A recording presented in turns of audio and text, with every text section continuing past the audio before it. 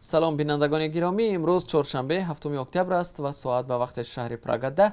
حالا فرصت نشر سرخطی خبرها فرا رسید. من عبدالله اشرف هستم و در چند دقیقه دیگر شما را با تازه ترین اخبار تاجیکستان و جهان آشنا می سازم. کمیسیون مرکزی انتخابات و رایپرسی تاجیکستان برای کارمندان میلیسیا که حوزه‌های انتخاباتی را نظارت می‌کنند راهنما قبول کرده است.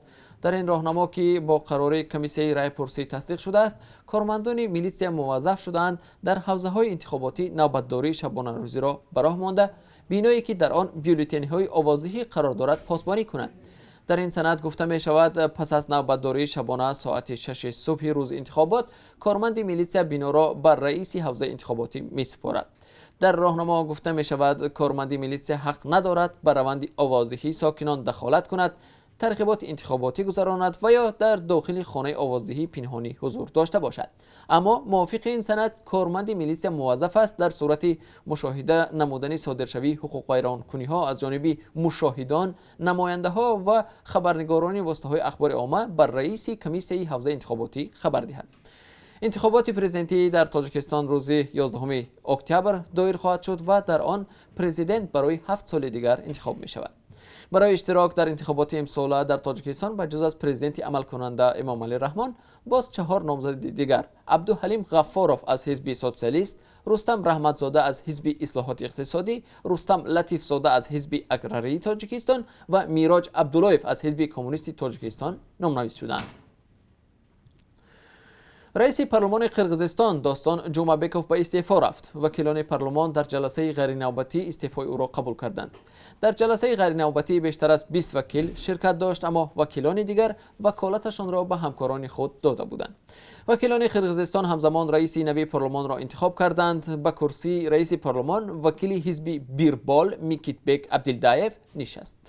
دیروز سابق رئیس شهر آش میلیس میرزا احمدوف ضمناً به قرقیزستان برگشت. همزمان به رسیدن به شهر آش او در میدان مرکزی این شهر با گردی هم آمدگان مراجعت کرده گفت که کشور در حالت خطرناک قرار دارد. میرزا احمدوف دیروز از ترکیه وارد قرقیزستان شده یک باره به نزد ازدحام رفت.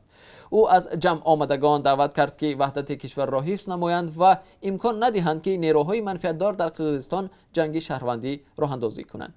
با اطلاع رسانه‌ها، سروزیر عمل کننده آن کشور قوباتبک بارانوف هم به استعفا رفته است. رئیس نوی پارلمان گفت ائتلاف اکثریت پارلمانی صادر ژاپاروف را به مقام سروزیری پیشنهاد کرده است. ژاپاروف باید برنامه ساختار و اعضای حکومت نو را به پارلمان پیشنهاد کند. تا زمانی تصدیق شدن مقامش از سوی پارلمان، ژاپاروف اجرا کننده وظیفه سروزیر خواهد بود. ژاپاروف را در سال 2017 با عیب تشکیل بی‌ترتیبی ها در قراقل و به اسارت گرفتن رئیس وقت قراقل عیبدار و به 11 سال زندان محکوم کرده بودند.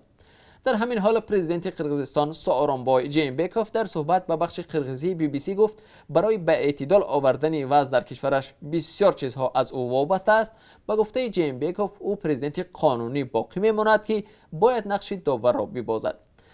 ضمناً در میدان مرکزی الاتاوی شهر بیشکک 5 اکتبر ضد نتیجه های انتخابات پارلمانی 4 اکتبر تظاهرات بدون مهلت آغاز شده بود. اعتراضگران بیکار کردن نتیجه ها و برگزاری انتخابات نو را طلب کردند. دیرتر شب 5 و 6 اکتبر تظاهرگران بینای پارلمان، دفتر پرزیدنت و بینای کمیته امنیت ملی قرقیزستان را غصب کردند.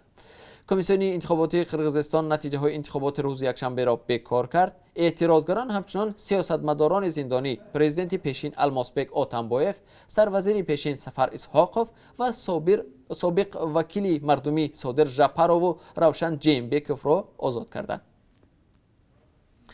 شماره گرفتاران بیماری کووید 19 در تاجیکستان از 10,000 نفر بیشتر شده است. وزارت تندرستی تاجیکستان میگوید روز 6 اکتبر 40 مورد ثابت شده بیماری کووید 19 را ثبت کرد.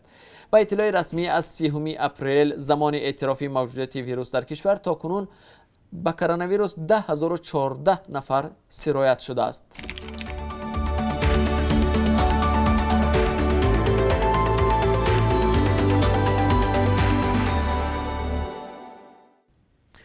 دادستانی کل آذربایجان میگوید 6 اکتبر در حالی که نیروهای ارمنستان و آذربایجان در گرد و اطراف منطقه قره‌باغ کوهی برخورد نظامی را ادامه میدادند، لوله نفت مورد هدف موشک قرار گرفت. بخش آذری رادیو آزادی از قول دفتر مطبوعات دادستان کل آذربایجان میگوید لوله نفتی باکو تبلیسی جیهون که از ناحیه یولخ میگذرد هدف موشک قرار گرفت. همین منبع افزوده است که کوشش تخریب نمودن لوله که یک عنصر مهم امنیتی انرژتیکی اروپا می باشد ساعت 9 شام 6 اکتبر به وقوع پیوست. در این حادثه یک شخص آسایشته به هلاکت رسید.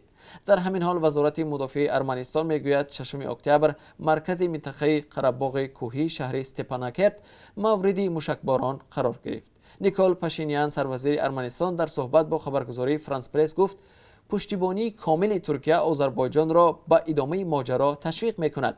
با گفته او بدون دستگیری ترکیه این جنجال شروع نمیشد.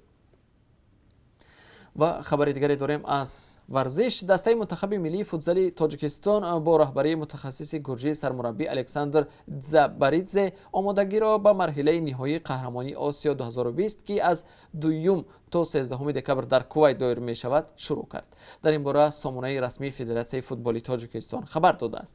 با اطلاع منبع به جمع آمدی تعلیمی و تمرینی دسته در شهر دوشنبه تا روز 10 اکتبر آن ادامه میکند. 18 نفر 3 دروازه‌بان و 15 بازیگر میدان دعوت شدند. یادآور میشویم مسابقه قهرمانی فوتزال آسیا 2020 که میبایست از 26 فوریه تا 8 مارس در اشقاباد ترکمنستان برگزار شود به علت پاندمی کووید 19 بر روزهای 2 13 دکبر در کویت گذرانیده شد. منتخب فوتزال تاجیکستان در گروه A با دسته‌های ترکمنستان، ویتنام و عمان رقابت خواهند کرد. از روی نتیجه گیری قهرمانی فوتزال آسیا در کویت 5 دسته بهترین به حق شرکت در قهرمانی جهان 2021 مشرف می شوند. بیننده ارجمند، ما هر لحظه خبر و حادثه های تاجیکستان و جهان را پیگیری میکنیم. در برنامه اخبار شما را با آخرین تحولات تاجیکستان و جهان آشنا میسازیم. برنامه اخبار آزادی ساعت 4 به وقت دوشنبه در کانال آزادی ویدیو و سامانه رادیو آزادی www.azadi.org مستقیم نشر می شود و هم ثبتش را می توانید آنجا ببینید.